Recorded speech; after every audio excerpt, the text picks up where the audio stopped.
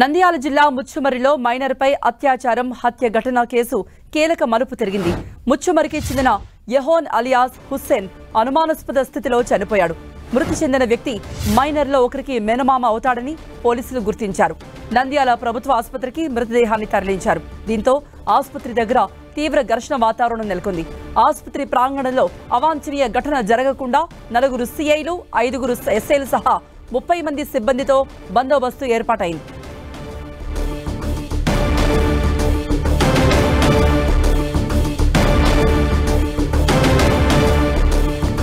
నంద్యాల జిల్లా ముచ్చుమరిలో మైనర్పై అత్యాచారం హత్య ఘటన మలుపు తిరిగింది. ముచ్చుమరికి చెందిన యెహోన్ అలియాస్ హుస్సేన్ అనుమానాస్పద స్థితిలో చనిపోయాడు. మృతి చెందిన వ్యక్తి మైనర్లో ఒకరికి మేనమామ అవుతాడని పోలీసులు గుర్తించారు. నంద్యాల ప్రభుత్వ ఆసుపత్రికి మృతదేహాన్ని తరలించారు. దీంతో ఆసుపత్రి దగ్గర తీవ్ర ఉద్రిక్తత ఏర్పడింది.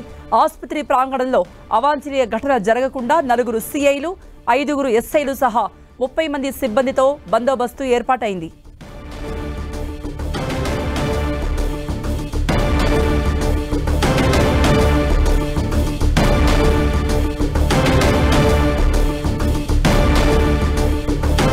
ముచ్చుమరి మైనర్ హత్య కేసులో కీలక మలుపు. మరో ఒకరికి మేనమామ అయినటువంటి వ్యక్తి బలవన్మరణం చెందాడు. అతని మృతదేహాన్ని ప్రభుత్వ ఆసుపత్రికి తీసుకువెళ్లారు. ఈ మేరకు అక్కడ పోలీసులు భారీగా మోహరించారు. ఎటువంటి అవాంఛనీయ ఘటన జరగకుండా ఆ ప్రాంతానంతటినీ పోలీసులు తమ ఆధీనంలో తీసుకున్నారు. ముచ్చుమరి మైనర్ హత్య కేసులో జరిగిన పరిణామాలు మనం చూస్తున్నాం. ఈ మేరకు నంద్యాల జిల్లా ప్రభుత్వ ఆసుపత్రి వద్ద హై టెన్షన్ వాతావరణం ఏర్పడింది. మైనర్లలో ఒకరైనటువంటి మేనమామ, ఒక మైనర్కు మేనమామ బలవన్మరణం చెందాడు. అతని మృతదేహాన్ని హాస్పిటల్ కూడా తరలించారు. మరిన్ని అప్డేట్స్ ఇవ్వడానికి మా ప్రతినిధి సిద్ధంగా ఉన్నారు.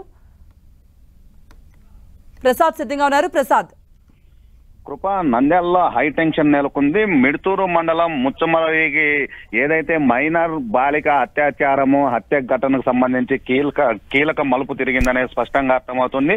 మైనర్ బాలిక సంబంధించిన ముచ్చమరికి చెందినటువంటి వ్యక్తి అనుమానాస్పద స్థితిలో మృతి చెందడంతో ఏదైతే ముచ్చమరి అదే విధంగా పగిడాల మండలంలో తీవ్ర ఉత్కంఠత నెలకొన్న పరిస్థితి కనిపిస్తూ ఉంది.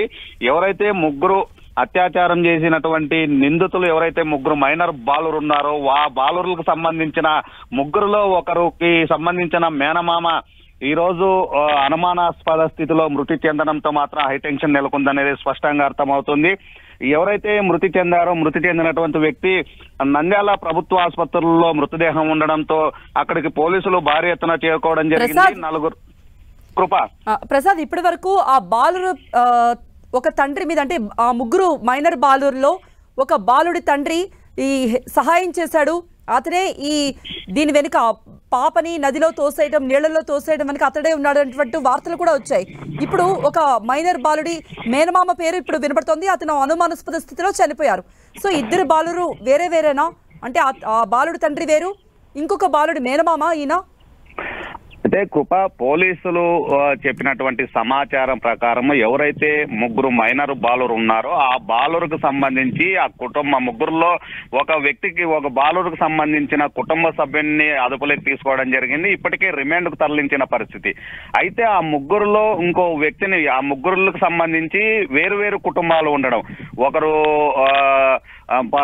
12 సంవత్సరాలు 13 సంవత్సరాలు, ఒకరికి 15 సంవత్సరాలు ఉన్నట్లు సమాచారం అందుతుంది. వారిలో ఒకరే కుటుంబానికి సంబంధించిన వ్యక్తులు కాదు, ఇతర కుటుంబాలకు సంబంధించిన వ్యక్తులుగా, అందులో 2 బాలులకు సంబంధించిన వ్యక్తుల్ని అదుపులోకి తీసుకోవడం జరిగింది. వాళ్ళ మీద కేసు నమోదు చేసి రిమాండ్ కు తరలించడం జరిగింది. అయితే ఈ రోజు ఎవరైతే మృతి చెందారో ఆ యోహన్ అనే వ్యక్తి ఆ 3 బాలురులో ఒకరికి మేనమామగా సమాచారం అందుతుంది. ఆ మేనమామే ఈ రోజు అనుమానాస్పద స్థితిలో మృతి చెందారనేది. అయితే అక్కడ మాత్రం గ్రామాల్లో మాత్రం పోలీసులే విచారణ పేరుతో ఏదైనా చేశారా అనేది మాత్రం అనుమానాన్ని వ్యక్తం చేస్తున్న ఆ పరిస్థితి కనిపిస్తుంది. అయితే మృతదేహం నంద్యాల హాస్పిటల్లో ఉండడంతో ఎవరైతే ముగ్గురు నిందితులు ఉన్నారో ఆ ముగ్గురు నిందితులకు సంబంధించిన బంధువు కావడం, ఇతన్ని కానీ విచారణకు పిలిచి తమ బంధువుని పైన పోలీసులు ఏదో చేశారనేది ఆ కుటుంబ సభ్యుల్లో ఒక ఆరోపణ రేకెత్తిస్తున్న పరిస్థితి కనిపిస్తూ ఉంది. పోలీసులు అంత పెద్ద ఎత్తున నంద్యాల ప్రభుత్వ ఆసుపత్రికి చేరుకోవడము, 4 సిఐలు 5 మంది ఎస్ఐలు అదేవిధంగా 30 మంది దాకా పోలీసులు బందోబస్తు ఏర్పాటు చేయడంతో నంద్యాల ప్రభుత్వ ఆసుపత్రిలో మాత్రం తీవ్ర ఉత్కంఠత నెలకొందనేది స్పష్టంగా అర్థమవుతుంది. ముచ్చుమరికి చెందినటువంటి యోహాన్ మృతి చెందడంతో మాత్రం గ్రామంలో గానీ ఉత్కంఠత నెలకొన్న పరిస్థితి కనిపిస్తూ ఉంది. ఆ గ్రామానికి సంబంధించి ఎవరైతే కుటుంబ సభ్యులు ఉన్నారో వారంతా నంద్యాల ప్రభుత్వ ఆసుపత్రికి వెళ్తూ ఉన్నట్లు సమాచారం అంతా. అయితే ఆ ఘటనకు సంబంధించి పూర్తి సమాచారం మరి కాసేపట్లో తెలిసే అవకాశం ఉన్నట్లు తెలుస్తూ ఉంది. కృప రైట్ ప్రసాద్. సో బల్వన్ మరణమా లేకపోతే ఎవరైనా దాడి చేశారా?